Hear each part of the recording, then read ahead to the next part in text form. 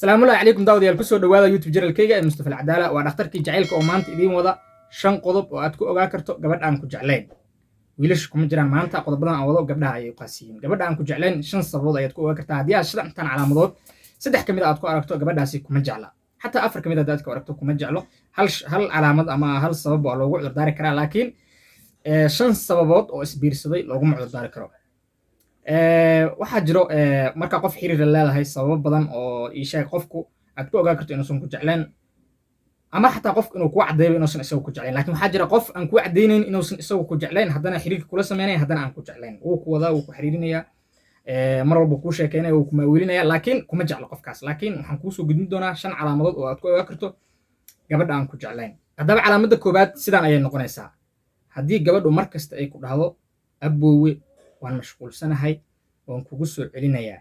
balse aysan dib kuugu soo celin gabadhaas kuma jecla brother inta badan gabdhuhu waxay sameeyaan aboowe mashquul ayaan ahay shaqo ayaan ku jiraa waan kugu soo celinaa ayay ku leedahay haddana dib dambe ma kuugu soo celinayso laga yaabee hal maalin kadib ama saacado ka bacdina haddana adiga aad mar labaad wacdo oo aad adiga haddana gacanta labaad yeelato markaasi gabadha kuma jeclo waa qodobka koobaad taasi qodobka labaad haddii gabadhu mar kasta oo aad fariin u dirto aysan fariintaada ka soo jawaabin weliba iyadoo fariintaada aragtay hadhow markii aad weydiisan ay cudurdaar ka dhigato aboowe waan mashquulsanaa hurdo ayaa haysay kidaa fulaan iyo waxyaabo kale brother ogow gabadhaasi kuma jecla waxyaabahaas cudurdaar ah kuma filno oo waxyaabo kale ay cudurdaar ka dhigan kartaa laakiin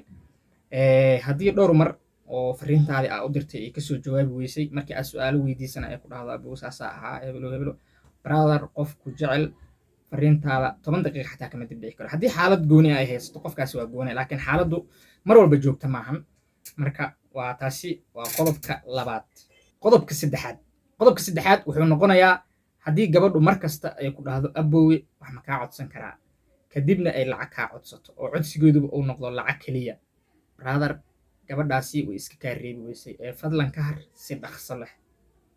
gabadha aan ku rabin oo inay iska kaa reebto yani jecel mar kasta lacag ayay ku weydiin doontaa si ay isaga kaa reebto waxay isleedahay qofkan kaama hari karo dan ma kelihid guji kama lihid laga yaabay lacagta adi laga qada xataa in xariif kale la siiyo brother haddii gabadha lacag ku weydiiso gabadhaasi kuma jecla ma awood uma lahan gabar ku jecel inay lacag ku weydiisto sabab kasta ha ku qasabto waa laga yaabaa in adi u garato oo ay markaas kaa qaadato weliba qaar dhif ayaa kaa qaadanaya mid kasta kaama qaadanaysa laakiin gabadhi haddii lacag ku weydiiso way iska kaa reebi weysay taasi ogow qodobka afraad haddii gabadha mar kasta oo aad wacdo ay ku dhahdo aboowe salaadii ayaa iga tagtay shaqo yar ayaan ku jiraa gacanta ayaan hawl ku hayaa waxay ka bacdin maa kugu soo celiyo ka bacdin ay dib dambeba kugu soo celin weyso brother gabadhaasi salaadna maysan ka tegin shaqana maysan haynin laakiin kuma qanacsano la sheekaysigaada laga yaabay xariif kale inuu markii soo wici rabay ama ayda igu rabtay ama uu qadkaba ugu jiray brother adiga lafcad ayaa toobin karaysaa gabadhaasi isaga tag hal mar iyo laba mar iyo saddex mar waa loogu cudurdaari karaa qofka laakiin joogto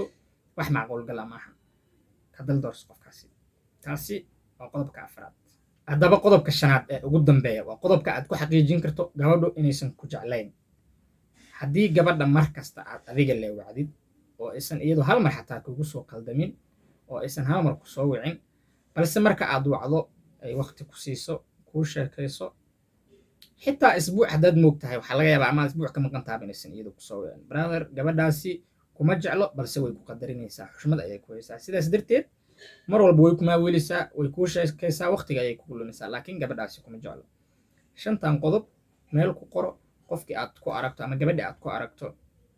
brother go-aanka gaar go-aanka adiga ayaa iskale haddii aad ku qanacsan tahay inaad sidaada kula sii socotid taasi waa doqonnimadaada laakiin aniga xaqiiqada ayaan ka hadlayaa way joogaan waxyaabahan wax aan soo aragnay waxyaaba aan soo tijaabinay waxay u badan yihiin waxyaaba aniga igu dhacay badankood ama aniga aan dad ku sameeyey marka qofka caqli leh wuu fahmi karaa maskaxda ka shaqaysii intaan maskaxdaada ku qaado in kalena ku darso cilmiga lagu dhigay cindiga kaasha Allah ma fahanti qof caqli ayaa tahay intaan in ka badan ayaad fahmi kartaa marka sidaas la soco daawadayaal haddii muuqaalkan idin cajabiyo waxaan ku codsanayaa